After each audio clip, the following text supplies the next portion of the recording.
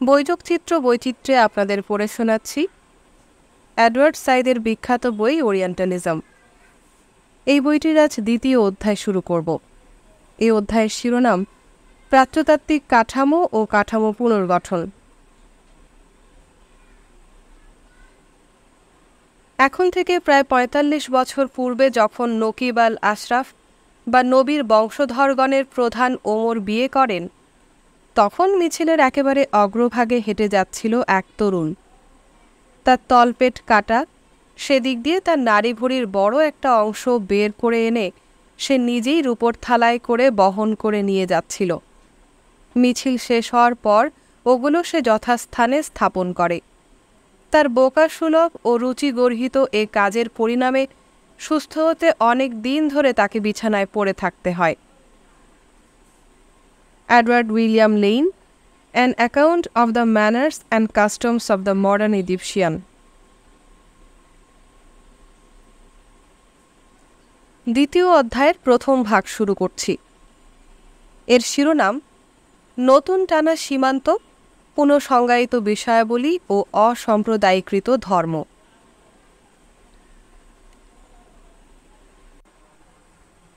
জ্ঞানের অধোগতি ও মানুষের প্রয়াসের অসারতা সম্পর্কে রসধর্মী মহাকাব্যিক উপন্যাস বোভারে পিকুসে শেষ করার পূর্বেই ১৮৮০ সালে মৃত্যুবরণ করেন গুস্তাভ ফ্লবেয়ার। যা হোক, তার কল্পদৃষ্টির মৌলিক বহিকাঠামো পরিষ্কার এবং উপন্যাসটি প্রচুর খুঁটিনাটি বর্ণনা দ্বারা পরিষ্কার সমর্থিত। বুর্জোয়া সমাজের সদস্য দুই পেশাদার করণিকের একজন মোটা সম্পদের একটি উইলের অনাকাঙ্ক্ষিত উত্তরাধিকারী হওয়ায় শহর ছেড়ে পল্লী এলাকার এক জমিদার বাড়িতে চলে যায়, নিজেদের যা খুশি তাই করে জীবনযাপন করার উদ্দেশ্যে। ফ্লবেয়ার তাদের অভিজ্ঞতার চিত্র বর্ণনা করে দেখান, ওই দুজনের যা খুশি করা আসলে কৃষ্টি, ইতিহাস, শিক্ষা, সাহিত্য প্রভৃতি বিষয়ে এলোমেলো ঘোরাফেরায় পরিণত হয় এবং সবসময় সফলতার চেয়ে কম কোনো ফলাফল নিয়ে। তারা শিক্ষণের ক্ষেত্রগুলোর মধ্য দিয়ে এমনভাবে অগ্রসর হয় যেন সময় ও জ্ঞানের বিস্তৃতিতে দুই পর্যটক। বিরক্তি, বিপর্যয় এবং অনপ্রাণিত শৌখিনের হালছাড়া প্রবণতার অভিজ্ঞতা লাভ করতে করতে যার মধ্য দিয়ে গমন করে ওরা প্রকৃতপক্ষে তা হল সমগ্র ১৯ শতকের বিভ্রম থেকে মুক্তির অভিজ্ঞতা, যাতে চার্লস মোরেজের ভাষায় বুর্জোয়ারা তাদের অযোগ্যতা ও গড়পড়তা মেধার শিকার। প্রতিটি আগ্রহী প্রয়াস সেখানে নিজেই জীর্ণ ব্যাপারে পরিণত হয়। প্রতিটি বিষয় বা অধ্যয়ন ক্ষেত্র আশা ও ক্ষমতা থেকে বিশৃঙ্খলা, ধ্বংসস্তূপ ও গভীর দুঃখে রূপান্তরিত। ফ্লবেয়ারের প্রদত্ত বর্ণনায় হতাশার দৃশ্যাবলীর মধ্যে আমাদের বিশেষ আগ্রহের জিনিস দুটো। লোক দুজন মানবজাতির ভবিষ্যৎ নিয়ে তর্ক করে। পিকুসে কাঁচের ভেতর দিয়ে মানবজাতির ভবিষ্যৎকে দেখতে পায় অস্পষ্ট, অথচ বোভার তাকে দেখে উজ্জ্বল। আধুনিক মানুষ উন্নতি করছে, এশিয়ার দ্বারা ইউরোপ পুনরুজ্জীবিত হবে। ইতিহাসের নিয়ম যে সভ্যতা প্রাচ্য থেকে পাশ্চাত্যের দিকে সরে যাবে, শেষে কাঁধে কাঁধ মিলিয়ে দাঁড়াবে মানবতার দুই রূপ। এটি অবধারিতভাবে কুইনেটের প্রতিধ্বনি। তা আরেক দফা উৎসাহ এবং বিভ্রম বিলোপের আরেক বৃত্তের শুরুর প্রতিনিধিত্ব করে, যার মধ্যে দিয়ে অগ্রসর হবে ওই দুজন। ফ্লবেয়ারের উল্লেখ ইঙ্গিত করে যে বোভারের অন্যান্য আগাম প্রকল্পের মতো এটিও বাস্তবতার দ্বারা রুক্ষভাবে বাধাপ্রাপ্ত। এবার জেন্ডার মেসের আকস্মিক আবির্ভাবে যে তার বিরুদ্ধে মাত্রাতিরিক্ত ইন্দ্রিয় পরায়ণতার অভিযোগ তোলে। কয়েক ছত্র পরে আমাদের আগ্রহের দ্বিতীয় ব্যাপারটি দেখা দেয়। বোভার ও পিকুসে দুজনই পরস্পরের নিকট স্বীকার করে যে তাদের উভয়েরই গোপন আকাঙ্ক্ষা হল পুনর্বার নকল নবী হওয়া। তারা নিজেদের ব্যবহারের জন্য একটা ডাবল টেবিল বানায়, বই, পুস্তক, পেন্সিল ও ইরেজার কিনে আনে এবং পুরনো কাজেই ফিরে যায়। সরাসরি জ্ঞান প্রয়োগ ও তার মধ্যে জীবনযাপনের পরিবর্তে তারা শেষ পর্যন্ত সাদামাটাভাবে এক পুস্তক থেকে অন্য পুস্তকে জ্ঞান স্থানান্তরিত করার সরল কাজে সংকুচিত ও স্থিত হয়। যদিও বোভারের ভবিষ্যৎ কল্পচিত্রে এশিয়া কর্তৃক ইউরোপের পুনরুজ্জীবনের বিষয়টি পুরোপুরি প্রকাশিত হয়নি, তবু একে এবং নকলনবিশের ডেস্কে যা আসে তাকেও অনেকগুলো গুরুত্বপূর্ণ উপায়ে উজ্জ্বল করা সম্ভব। দুই ভদ্রলোকের অন্যান্য ভবিষ্যৎ কল্পচিত্রের মতো এ চিত্র বিশ্বজনীন এবং পুনর্গঠনমূলক একটি নির্দিষ্ট কাল্পনিক ভবিষ্যৎ দর্শন অনুযায়ী কখনো কখনো বিশেষ বৈজ্ঞানিক কৌশলে পৃথিবী পুনর্গঠনের দিকে 19 শতকের যে পক্ষপাতমূলক অনুভব করেছেন ফ্লবেয়ার, এটি তারই প্রতিনিধিত্ব করে। ফ্লবেয়ারের মনের মধ্যে ছিল সেন্ট সাইমন ও ফোরিয়ারের উদ্ভট কল্পনা, হোতের মানবজাতির বৈজ্ঞানিক পুনরুজ্জীবন, আদর্শবাদী বাস্তববাদী আধ্যাত্ম সাধক ঐতিহ্যবাদী ও দেশুত the Tracey কাভানিস, মিশেলেট, cousin, প্রধুন, cornet, ক্যাবি, Janet ও লামিনেইজের মতো ভাববাদীদের দ্বারা প্রচারিত কৌশলগত ও অসাম্প্রদায়িক ধর্মমত। উপন্যাসে বোভার ও পিকুশে একের পর এক এসব ব্যক্তিত্বের বিভিন্ন হেতু অবলম্বন করেন, তা শেষ করার পর নতুন আরেকটার খোঁজ শুরু করেন, তবে কখনো ভালো ফলাফল জোটে না। এ জাতীয় পুনর্বিবেচনা ভিত্তিক উচ্চাকাঙ্ক্ষার মূল বিশেষ দিক থাকে রোমান্টিক। এখানে স্মরণ করা দরকার শেষ 18 শতকের আধ্যাত্মিক ও বুদ্ধিবৃত্তিক প্রকল্পগুলো একটি বিশেষ মাত্রায় পুনর্জাগ্রত ঈশ্বর তত্ত্ব, এম.এইচ. আব্রাহামের ভাষায় প্রাকৃতিক অতি প্রাকৃতবাদ হয়ে দেখা দেয়। এ ধরনের চিন্তাভাবনা সামনে নিয়ে আসে 19 শতকের যে গতানুগতিক মনোভাব, ফ্লবেয়ার তাকেই ব্যঙ্গ করেছেন তার উপন্যাসে। অতএব পুনরুজ্জীবনের ধারণা পেছন ফিরে ডেকে আনে সুস্পষ্ট রোমান্টিক প্রবণতা, যুক্তিবাদ ও আলোক পর্বের শিষ্টতার পর পুরোদস্তুর নাটক, খ্রিস্টীয় গল্পকথা ও মতবাদের রহস্যের দিকে ভয়ঙ্কর সংঘাত ও খ্রিস্টীয় অন্তর্জীবনের দ্রুত বিশৃঙ্খল প্রত্যাবর্তন, চরম ধ্বংস ও পরম সৃষ্টি, দোজখ ও বেহেস্ত, পরবাস ও পুনর্মিলন, দুঃখবোধ ও আনন্দ, হারানো বেহেস্ত ও ফিরে পাওয়া বেহেস্তের দিকে প্রত্যাবর্তন। কিন্তু যেহেতু তারা আলোক পর্বের পরে জীবনধারণ করেছেন, তাই রোমান্টিক লেখকগণ ওইসব প্রাচীন বিষয়গুলো পুনরুজ্জীবিত করেন একটু ভিন্নভাবে। এরা মানব ইতিহাস ও নিয়তি, সামগ্রিক মতামত, অস্তিত্ববাদী দ্বৈততা, তাদের ধর্মীয় ঐতিহ্য, মৌলিক মূল্যবোধ ইত্যাদি বুদ্ধিবৃত্তিকভাবে পুনর্জাগ্রত করার মধ্যে দিয়ে এগুলো বাঁচিয়ে রাখার দায়িত্ব গ্রহণ করেন। এশিয়া কর্তৃক ইউরোপের পুনরুজ্জীবনের ধারণাটি বোভারের মন অধিকার করেছিল, যা খুবই প্রভাবশালীভাবে রোমান্টিক। ফ্রেডেরিক স্লেগেল ও নোভালিস তার দেশবাসী এবং সামগ্রিকভাবে সকল ইউরোপীয়কে আহ্বান জানান ভারত সম্পর্কে বিস্তৃত অধ্যয়নের জন্যে, কারণ তারা বলেন ভারতীয় সংস্কৃতি ও ধর্মই পশ্চিমা সংস্কৃতির বস্তুবাদ ও যান্ত্রিকবাদ অর্থাৎ প্রজাতন্ত্রবাদকে পরাভূত করতে পারে এবং এই পরাজয় থেকে জন্ম নেবে নতুন নবপ্রাণাবেগে জাগ্রত ইউরোপ।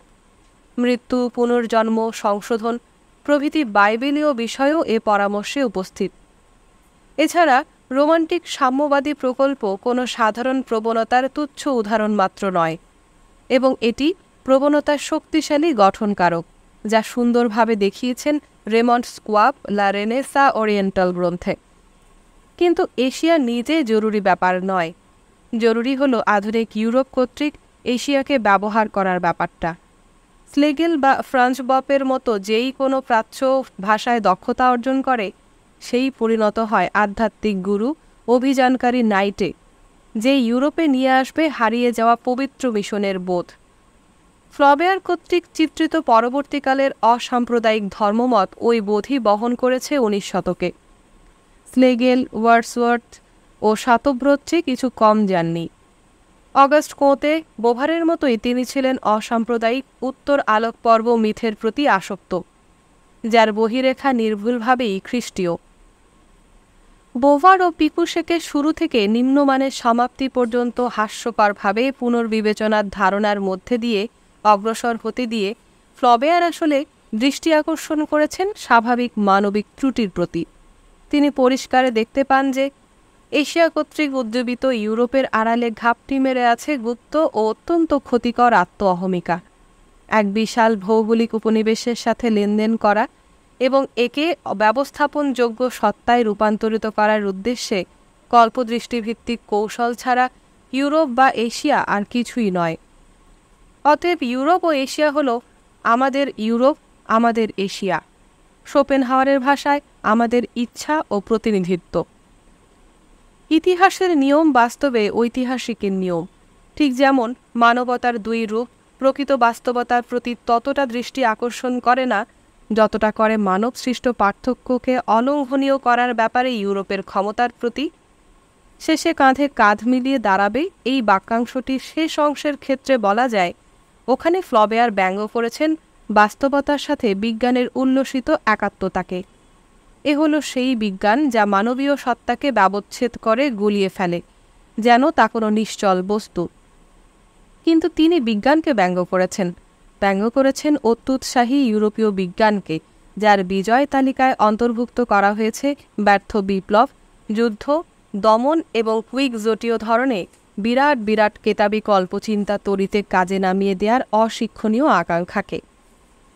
এ জাতীয় বিজ্ঞান বা জ্ঞান তার নিজস্ব গভীরতর শেকড়ের কুসারল্য এবং বাস্তবের বাধাকে কখনো হিসেবে আনেনি। বোভার যখন বিজ্ঞানের ভূমিকা নেন, তখন তিনি আন্দাজ করেন যে বিজ্ঞান কেবল বাস্তবতা। বিজ্ঞানী দূরদৃষ্টি সম্পন্ন নাকি বোকা তা কোনো ব্যাপার নয় তার কাছে। তিনি এবং যারা তার মতো ভাবে তাদের কেউ চিন্তা করেন না যে প্রাচ্য ইউরোপকে পুনর্জাগ্রত নাও করতে পারে, কিংবা ইউরোপও হলুদ বা বাদামি এশিয়ার রঙে প্রজ্বলিত নাও হতে পারে। মোট কথা, এরকম একজন বিজ্ঞানী তার বিজ্ঞানে আত্মকেন্দ্রিক ইচ্ছার ক্ষমতা মানতে চান না। এই অবস্থাটি তার ধৈর্য বাড়ায়, দূষিত করে উচ্চাকাঙ্ক্ষাকে। এখানে ফ্লবেয়ার দেখেন তার বোকা চরিত্রগুলো সৃষ্টি হয়েছে এ জটিলতায় নাক ঘষার জন্যে। বোভার ও পিকুশে এ শিক্ষায় লাভ করে যে ভাবকল্পনা ও বাস্তবতা একসাথে আনা নেওয়া না করাই ভালো। উপন্যাসের সমাপনী দৃশ্যে দেখা যায় ওরা দুজন এখন গ্রন্থ থেকে তাদের প্রিয় ভাবকল্পনাসমূহ কাগজে নকল করার কাজ নিয়ে পূর্ণ তৃপ্ত। জ্ঞান আর বাস্তবে প্রয়োগ করার প্রয়োজন পড়ে না।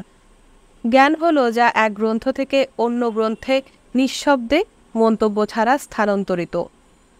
কল্পনা বা ধারণা প্রজননে বাড়ে এবং নামহীন ছড়িয়ে পড়ে, কোনো ফলোৎপাদন ছাড়াই পুনরাবৃত্ত হয়। গুরুত্বপূর্ণ ব্যাপার হলো ওগুলো ওখানে আছে, পুনরাবৃত্ত হওয়ার জন্যে, সমালোচনাহীন পুনরায় প্রতিধ্বনিত হওয়ার জন্যে। বোভার এপিকুশের জন্যে ফ্লবেয়ারের নোটবই থেকে নেয়া ওপরের ঘনীভূত পরিচ্ছেদটি বিশেষভাবে আভাসিত করে আধুনিক প্রাচ্যতত্ত্বের কাঠামো, যা অসাম্প্রদায়িক ও আধা ধর্মীয় 19 শতকীয় ইউরোপীয় বিশ্বাসের একটি অধ্যয়ন ক্ষেত্র। মধ্যযুগ ও রেনেসাঁর মাধ্যমে হস্তান্তরিত প্রাচ্যতত্ত্বের সুযোগ সুবিধাদি এরই মধ্যে চিহ্নিত করা হয়েছে। এ পর্যায়ে ইসলামই ছিল অনিবার্য প্রাচ্য। 18 শতকে কিছু সংখ্যক নতুন পরস্পর আবদ্ধ উপাদান আগত গসপেলীয় পর্বে আভাসিত হচ্ছিল। এক কারণে প্রাচ্য উল্লেখযোগ্যভাবে উন্মোচিত হচ্ছিল ইসলামী অঞ্চলের বাইরের পৃথিবীর নিকট। পৃথিবীব্যাপী ইউরোপীয় অভিযানসমূহই এই গুণগত পরিবর্তনের প্রধানতম কারণ। ভ্রমণ সাহিত্য, কাল্পনিক রচনা, নৈতিক অভিযান, বৈজ্ঞানিক তথ্য অবহিতকরণ প্রক্রিয়া প্রাচ্যকে আরও তীক্ষ্ণ ও প্রসারিত ও দৃষ্টিগ্রাহ্য করে। প্রাচ্যতত্ত্ব যদি শতকের শেষ তৃতীয়াংশে অ্যাকুইতিল ও জোন্সের প্রাচ্য বিষয়ক ফলপ্রসূ আবিষ্কারসমূহের কাছে ঋণী হয়ে থাকে, তাহলে একে বিস্তৃত পটভূমিতে বিবেচনা করতে হবে কুক ও বুগেইনভিল, টর্নফোর্ড ও অ্যান্ডারসনের অভিযান এবং প্রেসিডেন্ট ডি ব্রসেসের নৌ অভিযান বিষয়ক রচনা, প্রশান্ত মহাসাগরীয় ব্যবসায়ী, আমেরিকা ও চায়নায় জেসুইট মিশনারি, উইলিয়াম ড্যাম্পিয়ারের আবিষ্কার ও রিপোর্ট এবং ইউরোপে পূর্ব পশ্চিম উত্তর দক্ষিণে দৈত্য, দানব, আদিম, বর্বর স্থানীয়দের অস্তিত্ব সম্পর্কে অসংখ্য অনুমান আখ্যানের সৃষ্টিরূপে। তবে এ সকল উন্মোচিত দিগন্ত কেবল সুবিধাজনক কেন্দ্রে স্থিত মূল পর্যবেক্ষক অথবা গোল্ডস্মিথের প্রধানত পর্যবেক্ষিত পৃথিবীর নাগরিক ইউরোপের অধিকার। কারণ ইউরোপ যতই বাইরের দিকে প্রসারিত হচ্ছিল, ততই রক্ষণশীল হচ্ছিল তার সাংস্কৃতিক বোধ। কেবল বড় বড় ইন্ডিয়া কোম্পানির মাধ্যমেই নয়, পর্যটকদের কাহিনী থেকেও উপনিবেশ সৃষ্টি হয়, জাতিগত অহংকার কেন্দ্রিক পরিপ্রেক্ষিত হয় সুরক্ষিত।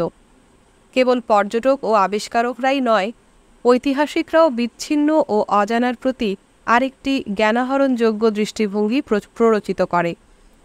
তাদের কৃতিত্বের কারণেই ইউরোপীয় অভিজ্ঞতা লাভ ক্ষতির হিসাবেও অন্যান্য প্রাচীন সভ্যতার সাথে তুল্য হতে পারে। 18 শতকের ঐতিহাসিক নৃতত্ত্বের এই শক্তিশালী প্রবাহ ও পণ্ডিতদের বর্ণনায় ঈশ্বরদের সংঘাত নির্দেশ করে যে গিবন ইসলামের উত্থানে রোমের অধঃপতনের মধ্যে নিহিত শিক্ষা পাঠ করতে পেরেছিলেন। যেমন আধুনিক সভ্যতাকেও বুঝতে পারেন তাদের বর্বর কাব্যিক চটকদার পূর্ববর্তী সূচনাসমূহ থেকে।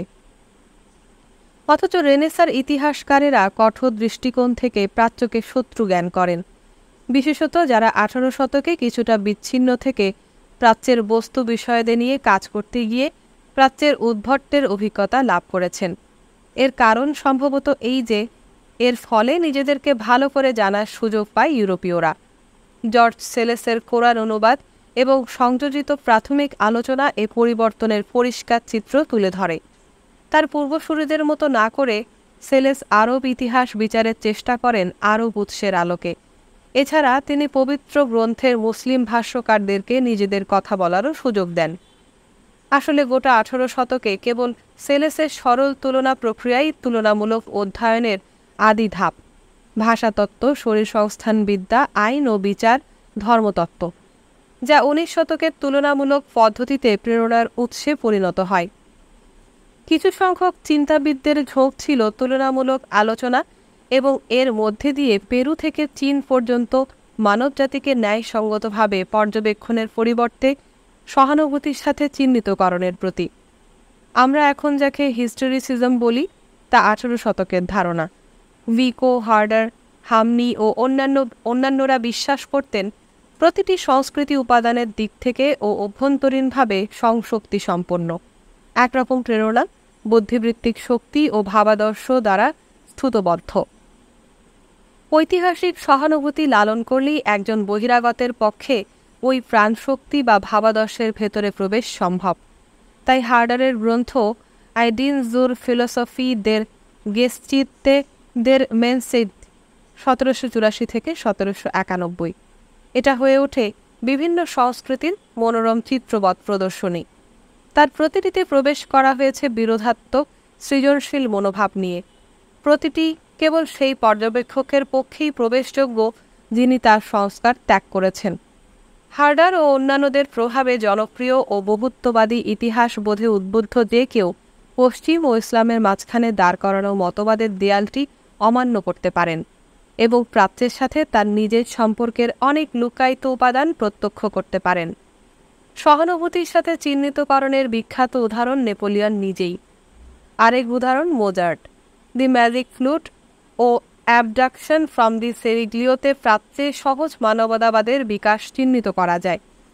ফ্যাশনেবল প্রকৃতির তুর্কি মিউজিকের চেয়ে এটি প্রাচ্যের দিকে অধিক আকর্ষণ করে মোজার্টকে। প্রাচ্যকে অদ্ভুত রহস্যময়তার দেশরূপে প্রতিনিধিত্ব করার প্রাক রোমান্টিক ও রোমান্টিক ধারার গোটা স্রোত থেকে মোজার্টের প্রাচ্যের ওই রকম সংজ্ঞাকে আলাদা করা নিতান্তই দুরূহ। শেষ 18 শতক ও 19 শতকের শুরুর পর্বে জনপ্রিয় প্রাচ্যতত্ত্ব উল্লেখযোগ্য তীব্রতার চলতি রীতি অর্জন করে, কিন্তু উইলিয়াম বেকফোর্ড, বায়রন থমাস মুর, ওয়েটের মধ্যে সহজেই শনাক্তযোগ্য ওই চলতি রীতিকেও গথিক কাহিনী, আধা মধ্যযুগীয় রাখালিয়া কাব্য, বর্বর জাঁকজমক ও নিষ্ঠুরতার প্রতি আগ্রহ থেকে বিচ্ছিন্ন করা সম্ভব নয়। এভাবে প্রাচ্যতত্ত্বকে কোনো কোনো ক্ষেত্রে পিরানেসির কারাগার, অন্য ক্ষেত্রে টিউপোলোর জাঁকজমকপূর্ণ পরিবেশ, আবার অন্য কোনো ক্ষেত্রে 18 শতকের অদ্ভুত উৎকর্ষময় চিত্রকর্মের সাথে সংশ্লিষ্ট করা যায়। পরে 19 শতকে ডেলাক্রোয়ের রচনা এবং অন্যান্য বহু ফরাসি ও ব্রিটিশ চিত্রকরের কাজে প্রাচ্য বিষয়ক সাধারণ তথ্য ছকের তথ্য দর্শনযোগ্যতা লাভ করে। এ গ্রন্থে সে আলোচনা করা সম্ভব হয়নি। ইন্দ্রিয় পরায়ণতা, ভীতি, মহত্ব, কাব্যিক আনন্দ, নিবিড় শক্তি শেষ 18 শতকের ইউরোপে প্রাক রোমান্টিক, প্রাক টেকনিক্যাল প্রাচ্যতাত্ত্বিক কল্পনার অস্তিত্ব হিসেবে প্রাচ্যদেশীয় ছিল সত্যি বর্ণচোরা গিরগিটির প্রকৃতির সমতুল্য। কিন্তু এই মুক্ত প্রাচ্য অচিরেই আবৃত হয়ে পড়ে প্রাতিষ্ঠানিক প্রাচ্যতত্ত্বের দ্বারা। আধুনিক প্রাচ্যতাত্ত্বিক কাঠামোর প্রস্তুতি স্বরূপ চতুর্থ উপাদানটি ছিল প্রকৃতি ও মানুষকে বিভিন্ন আদর্শে বিভাজিত করা সামগ্রিক তাড়না। এ পর্যায়ে বিখ্যাত নাম লিনিয়াস ও বাফুন। তবে যে বুদ্ধিবৃত্তিক প্রক্রিয়ায় দৈহিক এবং অচিরেই নৈতিক, বুদ্ধিবৃত্তিক ও আত্মিক বিস্তার কোনো বস্তুর আদর্শ বস্তুত্বকে কেবল দৃশ্যগ্রাহ্য ব্যাপার থেকে এর প্রকৃতিগত উপাদানের যথাযথ পরিমাপে রূপান্তর করা সম্ভব হয়, তা ছড়িয়ে পড়েছিল বিস্তৃতভাবে। লিনিয়াস বলেন, কোনো আদর্শ বা শ্রেণী সম্পর্কে যে কোনো উল্লেখ হওয়া উচিত কোনো সংখ্যা, আকার, হার ও অবস্থার উপাদান। প্রকৃতপক্ষে কান্ট বা ডিরেটস বা জনসনের দিকে তাকালে দেখা যায় সাধারণ বৈশিষ্ট্যগুলো নাটকীয় করার, বিপুল সংখ্যক বস্তুপুঞ্জকে অল্প কিছু বিন্যাসযোগ্য ও বর্ণনাযোগ্য নমুনা বা শ্রেণীতে সংকুচিত করে আনার প্রবণতা সর্বত্র সক্রিয়। প্রকৃতির ইতিহাস, নৃবিজ্ঞান ও সাংস্কৃতিক সাধারণীকরণে শ্রেণী বা নমুনার আছে একটি নির্দিষ্ট চরিত্র, যা পর্যবেক্ষককে সরবরাহ করে একটি আখ্যা বা নাম, এবং ফুকোর ভাষায় একটি নিয়ন্ত্রিত ব্যুৎপত্তি। এসব আদর্শ বা শ্রেণী বা নমুনা ও চরিত্র একটি নির্দিষ্ট পদ্ধতি ও সাধারণীকরণের একটি নেটওয়ার্কের অন্তর্ভুক্ত। এভাবে সকল আখ্যা সম্ভাব্য অন্য সকল নাম বা আখ্যার সাথে নির্দিষ্ট সম্পর্কের মাধ্যমে অর্জিত হতে হবে। কোনো নির্দিষ্ট ব্যক্তি বা বস্তুতে কি আছে তা যদি কেউ জানতে চায়, তবে তার সামনে থাকে অন্য সব কিছু শ্রেণী বিভাজন বা শ্রেণী বিভাজনের সম্ভাবনা। দার্শনিক, ঐতিহাসিক জ্ঞানকোষ, লেখক ও প্রাবন্ধিকদের লেখায় আমরা দেখি মনস্তাত্ত্বিক নৈতিক শ্রেণী বিভাজনে আখ্যারূপ চরিত্র ব্যবহৃত হয়, যেমন পাগলা মানুষ, ইউরোপীয়, এশীয় ইত্যাদি। লিনিয়াসে তার সুলভ তো বটেই, এমনকি মন্টেস্কো, জনসন, ব্লুমেনবাখ, সোয়েমারিং, কান্টেও এর দেখা মেলে। মনস্তাত্ত্বিক ও নৈতিক বৈশিষ্ট্য কমবেশি সমানভাবে বণ্টিত হয়। আমেরিকানরা লালচে মেজাজি, ঋজু; এশীয়রা হলুদ, বিষণ্ণ, একগুঁয়ে; আফ্রিকারা কালো, নিরাবেগ, নীতিবোধহীন ইত্যাদি। কিন্তু 19 শতকে এগুলো উৎপত্তিগত জেনেটিক বৈশিষ্ট্যরূপে চরিত্রের সাথে একীভূত হয়ে যথেষ্ট ক্ষমতা অর্জন করে। যেমন ভিকো ও রুশোর মধ্যে নৈতিক সাধারণীকরণের শক্তি বৃদ্ধি পায় যথার্থের দ্বারা। এর সাথে বর্তমান নৈতিক, দার্শনিক, এমনকি ভাষাতাত্ত্বিক ব্যাপারগুলোর উৎপত্তি হিসেবে দেখানো হয় নাটকীয়, প্রায় প্রত্ন চরিত্র, যেমন আদিম মানুষ, দৈত্য, বীর নায়ক ইত্যাদিকে। তাই যখন কোনো প্রাচ্যদেশীয়র কথা বলা হয়, তখন তা বলা হয় তার আদিম অবস্থা, তার মূল চরিত্র, তার বিশেষ আত্মিক পটভূমি হিসেবে বিবেচিত ওইসব উৎপত্তিগত সর্বজনীনের আলোকে। বিস্তৃতি, ঐতিহাসিক সংঘাত, সহানুভূতি, শ্রেণীবিন্যাস, আমার আলোচিত এ 4টি উপাদান 18 শতকের চিন্তা স্রোতের ব্যাপারে।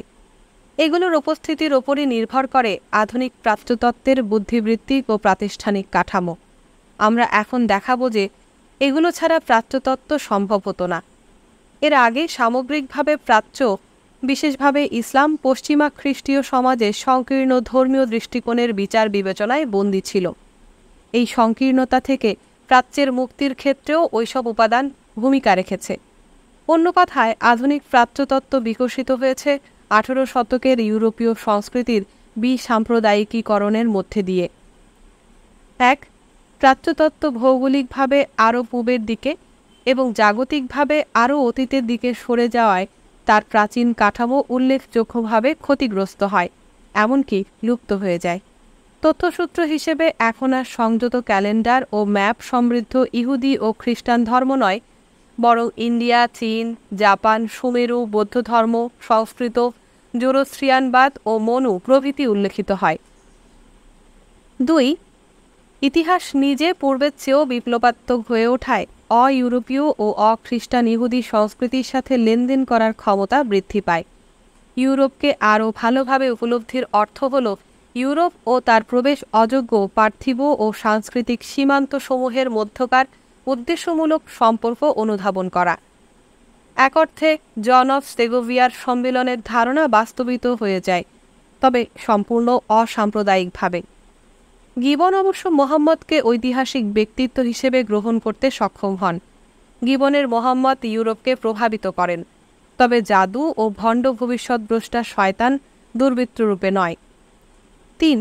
বাছাইকৃত কিছু ভিন্ন অঞ্চল ও সংস্কৃতির সাথে একাত্মবোধ আত্ম ও আত্মপরিচয় কেন্দ্রিক একগুঁয়ে মনোভাব ক্ষয় করে আনে, যা শেষ পর্যন্ত জড়ো হয় বর্বরের দঙ্গলের বিরুদ্ধে লড়াকু এক সম্প্রদায়ে। খ্রিস্টীয় ইউরোপের সীমান্ত এখন আর কোনো আবগারি অফিসের মতো নয়। মানুষের সঙ্গ ও মানুষের সম্ভাবনা প্রাদেশিকতার বিপরীতে অর্জন করে খুবই বিস্তৃত সর্বজনীন বৈধতা। 4. আখ্যা ও উৎস। ভিকর ভাষায় খ্রিস্টীয় ও পবিত্র জাতির বর্গীয় গণ্ডির বাইরে পরিশোধিত হওয়ায় মানব জাতির শ্রেণী বিভাজন পদ্ধতিভিত্তিকভাবেই বহু গুণে বেড়ে যায়। জাতি, বর্ণ, নৃতাত্ত্বিক উৎস, মেজাজ, মানসিকতা, চরিত্র ও আদর্শ নমুনা প্রচলিত খ্রিস্টান ও অন্য সকলের মধ্যে পার্থক্য গ্রাস করে ফেলে। কিন্তু যদি এই আন্তঃসম্পর্কিত উপাদানসমূহ অসাম্প্রদায়িকীকরণ প্রবণতার প্রতিনিধিত্ব করে, তবে এর অর্থ এ নয় যে মানবীয় ইতিহাস ও নিয়তির পুরনো ধর্মীয় ধরন এবং অস্তিত্ববাদী প্যারাডাইম একেবারে লুপ্ত হয়ে গেছে। বরং উল্টো ওগুলো সদ্য প্রতিষ্ঠিত অসাম্প্রদায়িক কাঠামোয় পুনর্জীবিত, পুনর্বণ্টিত ও পুনর্বিন্যস্ত হয়। যিনি প্রাচ্যতত্ত্ব অধ্যয়ন করেছেন তারই প্রয়োজন হয়েছে ওই কাঠামোর সাথে মানানসই শব্দভাণ্ডার।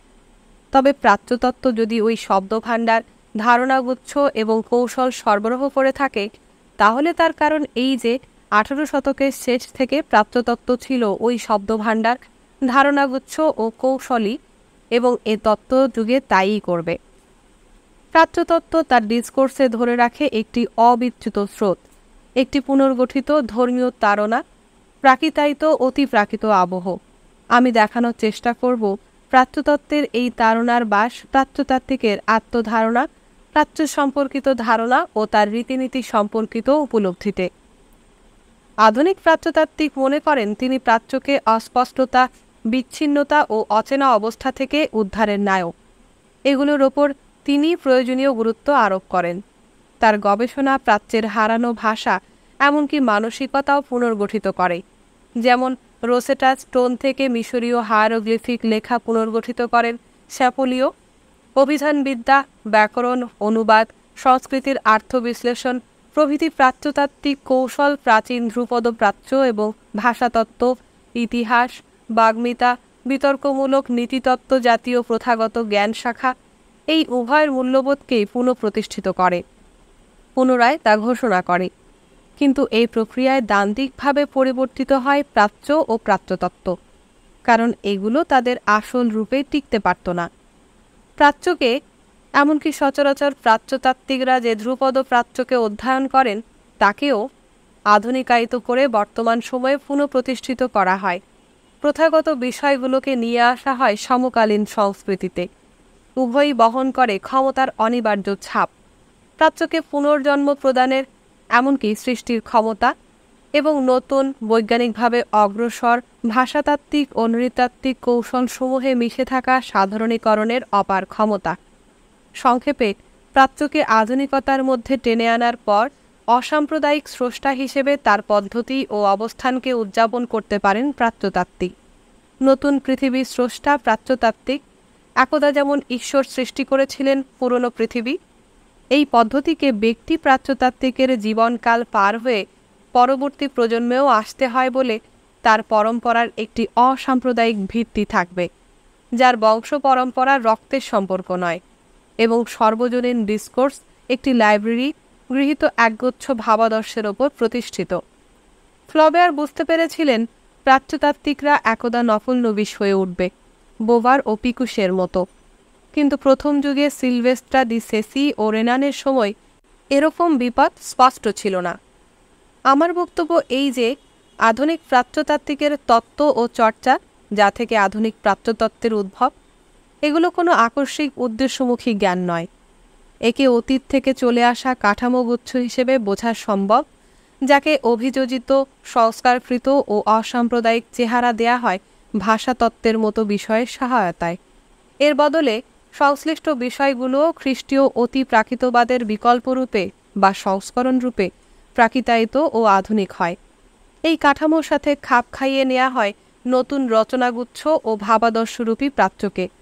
আধুনিক প্রাচ্যতত্ত্বের উদ্ভবে বিশেষ অবদান রাখেন জোন্স ও অ্যাকুইতিলের মতো ভাষাতাত্ত্বিক ও অভিযানকারীরা। তবে আধুনিক প্রাচ্যতত্ত্বকে একটি জ্ঞানক্ষেত্র, একগুচ্ছ আদর্শ ও একটি ডিসকোর্স হিসেবে প্রতিষ্ঠিত করা পরবর্তী প্রজন্মের কাজ।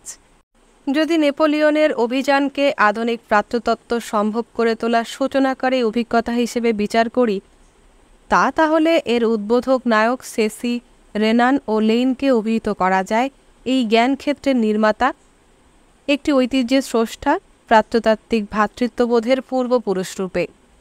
রেনান, সেসি ও লেইন প্রাচ্যতত্ত্বকে বৈজ্ঞানিক ও যৌক্তিক ভিত্তির ওপর স্থাপন করেন। তাদের অবদান কেবল তাদের কাজে নয়, তাদের গড়ে তোলা শব্দভাণ্ডার ও সৃষ্ট ধারণাগুচ্ছেও। প্রাচ্যতাত্ত্বিক হতে ইচ্ছুক এমন যে কেউ সেগুলো ব্যবহার করতে পারেন। প্রাচ্যতত্ত্বের এমন উদ্বোধন এক গুরুত্বপূর্ণ অর্জন।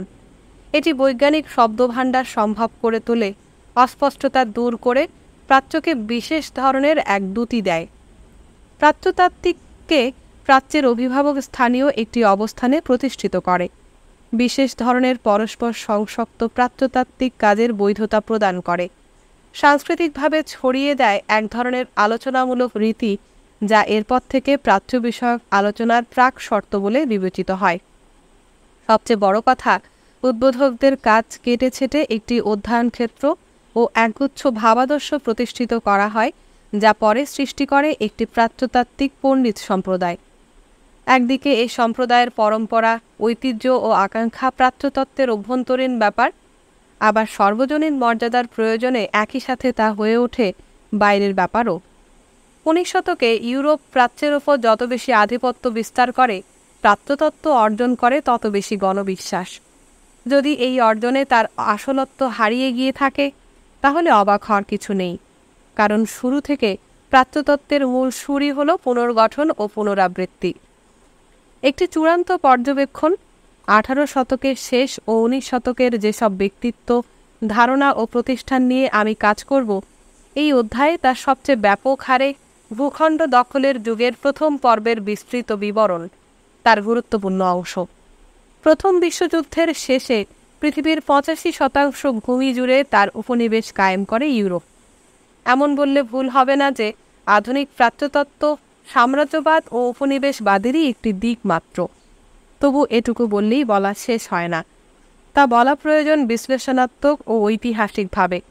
আমি দেখাতে চাই কিভাবে প্রাক ঔপনিবেশিক কালের দান্তে ও ডি হার্ভেল্টের সচেতনতার মতো না করে আধুনিক প্রাচ্যতত্ত্ব স্তূপকরণের পদ্ধতি নির্ভর একটি উপায় বের করে। তার চেয়ে বড় কথা, এটি প্রাচ্যতত্ত্বকে দেখায় মানুষ ও ভূখণ্ড দখলে বিপজ্জনকভাবে আগ্রহী, সুশৃঙ্খল বুদ্ধিবৃত্তিক ও তাত্ত্বিক প্রয়াস রূপে। লুপ্ত বা মৃত কোনো প্রাচ্য ভাষা পুনর্গঠনের অর্থ শেষ পর্যন্ত লুপ্ত বা উপেক্ষিত এক প্রাচ্যের পুনর্গঠন, এবং এর অর্থ এও যে পরবর্তীকালে প্রাচ্যের ভূমিতে সেনাবাহিনী, প্রশাসক ও আমলারা যা করবে তার পথ তৈরি করা, পুনর্গঠনমুখী ওই যথার্থ বিজ্ঞান এমনকি কল্পনার মাধ্যমে। এক অর্থে প্রাচ্যতত্ত্বের বৈধতা অর্জন কেবল বুদ্ধিবৃত্তিক ও শৈল্পিক সাফল্যই নয়, এ প্রসঙ্গে এর পরবর্তীকালীন প্রায়োগিক ক্ষমতা, এর প্রয়োজনীয়তা ও কর্তৃত্বপূর্ণ অবস্থানও গুরুত্বপূর্ণ। এই আলোচনা অবশ্যই ওইসব ব্যাপারেও গভীর মনোযোগ দাবি করে।